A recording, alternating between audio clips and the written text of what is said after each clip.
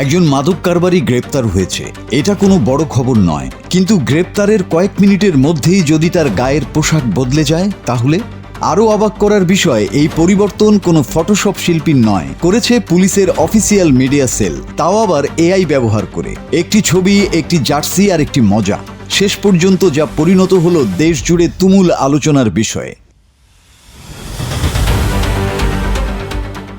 গত 29শে জুন গোপন সংবাদের ভিত্তিতে অভিযান চালায় বরিশাল মেট্রোপলিটন পুলিশের কাউনিয়া থানা। নগরীর দক্ষিণ পলাশপুর এলাকা থেকে 800 পিস ইয়াবা সহ হাতে নাতে গ্রেপ্তার করা হয় রাসেল হাওলাদার নামে এক ব্যক্তিকে। গ্রেপ্তারের সময় তার পরনে ছিল আকাশি সাদা রঙের আর্জেন্টিনা ফুটবল দলের জার্সি।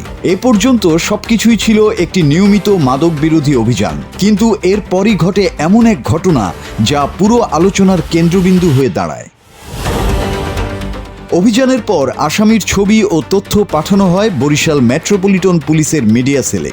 সেখানে দায়িত্বে থাকা উপপরিদর্শক তানজিল আহমেদ এআই প্রযুক্তি ব্যবহার করে ছবিটি সম্পাদনা করেন। কয়েক সেকেন্ডের মধ্যেই আর্জেন্টিনার জার্সি উধাও হয়ে তার জায়গায় বসে যায় হলুদ সবুজ রঙের ব্রাজিলের জার্সি। সম্পাদিত সেই ছবি পরে পুলিশের অফিসিয়াল ফেসবুক পেজ এবং সাংবাদিকদের বিভিন্ন গ্রুপে শেয়ার করা হয়।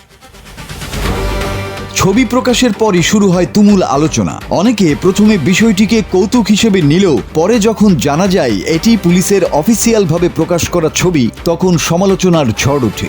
আর্জেন্টিনা সমর্থকেরা ক্ষোভ প্রকাশ করেন, আবার ব্রাজিল সমর্থকদের অনেকেই প্রশ্ন তুলেন অপরাধীর সঙ্গে একটি ফুটবল দলের নাম জড়িয়ে কেন এমন বিভ্রান্তিকর ছবি প্রকাশ করা হলো।